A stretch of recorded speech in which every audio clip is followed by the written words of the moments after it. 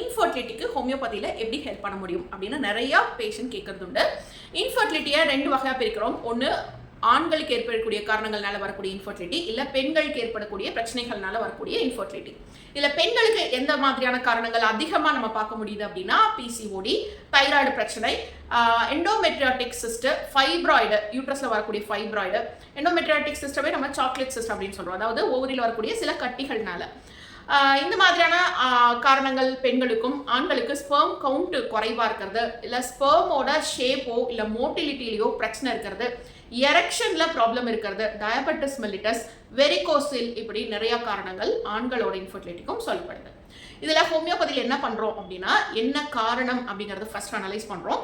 அது ஹார்மோனல் இம்பேலன்ஸ்னால இருக்குது அப்படின்னா இயற்கையாகவே நம்ம பாடியில் அந்த ஹார்மோன்ஸை கரெக்ட் பண்ணுறதுக்கான ஒரு நேச்சுரல் தெரப்பி ஹோமியோவில் கொடுக்குறோம். இதில் எந்த ஹார்மோன் பில்ஸும் கொடுக்கறதில்ல, எந்த சர்ஜிக்கல் ப்ரொசீஜரும் ஃபாலோ பண்ணுறதில்ல.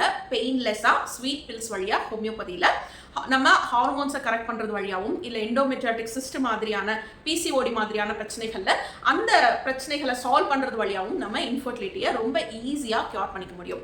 இது ஸ்பெர்ம் கவுண்ட்டை இன்க்ரீஸ் பண்ணவும், ஸ்பெர்மோட குவாலிட்டியை இம்ப்ரூவ் பண்ணவும் ஹோமியோபதியில் நிறையா மெடிசன்ஸ் இருக்குது. எரெக்டைல் டிஸ்ஃபங்க்ஷனை சரி பண்ணவும் நிறையா மெடிசன்ஸ் இருக்குது. இதில் நிறையா பேருக்கு நம்ம கிளினிக்கில் பார்க்க முடியும், எந்த காரணமும் இருக்காது. அவங்களுக்கு ஹார்மோனல் இம்பேலன்சஸ் இருக்காது, யூட்ரஸ் பர்ஃபெக்டாக இருக்கும், ஓவரிஸ் பர்ஃபெக்டாக இருக்கும், ஸ்பெர்ம் கவுண்ட் நார்மலாக இருக்கும், ஆனால் இன்ஃபர்டிலிட்டி இருக்கும். இந்த மாதிரியான பிரச்சனைகளில் எங்கே ரீசன் இருக்கும்னா, அவங்களோட ஓவமோட குவாலிட்டியோ ஸ்பெர்மோட குவாலிட்டியோ ப்ராப்பராக இல்லை, நல்ல ஒரு ஆரோக்கியமான விந்தணுவும் கருமுட்டையும் இல்லைனாலும் இந்த இன்ஃபர்டிலிட்டி பிரச்சனை வரும். இதை இம்ப்ரூவ் பண்ணவும், ஒரு ஸ்பெர்ம் கவுண்ட்டை இம்ப்ரூவ் பண்ணுறது மாதிரி ஸ்பெர்ம் குவாலிட்டியும் நம்ம ஹோமியோ மெடிசனால இம்ப்ரூவ் பண்ணிக்க முடியும். அதே போல தான் ஓவமோட குவாலிட்டியும் இம்ப்ரூவ் பண்ணிக்க முடியும். டாக்டர், நான் ஐவிஎஃப் ட்ரீட்மெண்ட்டில் இருக்கேன், இல்லை நான் அலோபதி ட்ரீட்மெண்ட் எடுத்துட்டு இருக்கேன் இன்ஃபர்டிலிட்டிக்கு, நான் ஹோமியோவை எடுக்கலாமா அப்படிங்கிறதும் நிறைய பேர் கேட்குறாங்க. ஹோமியோ மெடிசன் எந்த மெடிசன் கூட இன்ட்ராக்ட் ஆகாது. நீங்கள் எந்த ட்ரீட்மெண்ட் எடுத்துட்டு இருந்தாலும் அதோட சேர்த்து ஹோமியோ மெடிசனும் எடுத்துக்கலாம். உங்களோட ஓவம் குவாலிட்டியும் ஓவம் இம்ப்ரூவ்மெண்ட்டும் நம்ம ஹோமியோபதியிலையும் கொடுக்க வந்துட முடியும். இப்போ இன்ஃபர்டிலிட்டி இருக்கவங்க என்ன மாதிரியான டயட் எடுக்கலாம் அப்படிங்கிறதும் நிறைய பேர் கேட்கறது உண்டு. இன்ஃபர்டிலிட்டி இருக்கவங்களுக்கு ஸ்பெர்ம் ஓவம் குவாலிட்டியை இம்ப்ரூவ் பண்ண நிறைய புரோட்டீன் ரிச் டயட் எடுக்கணும். அதுவும் ஸ்ப்ரவுட்ஸ் மாதிரியான அந்த முளைக்கட்டி வருதுல, முளைச்சு வருதுல, அதில் இந்த நம்மளோட உயிர் அணுக்களை இன்னும் குவாலிஃபை பண்ணுறதுக்கான சத்துக்கள் நிறையா இருக்குது. ஸோ முளைக்கட்டின தானியங்கள் நிறைய எடுக்கலாம். அப்புறம் விதைகள், முருங்கை விதை ரொம்ப நல்லது, விதைகள், பலா விதை, இது எல்லாமே நம்மளோட உயிரணுக்களோட குவாலிட்டியை இம்ப்ரூவ் பண்ணும்.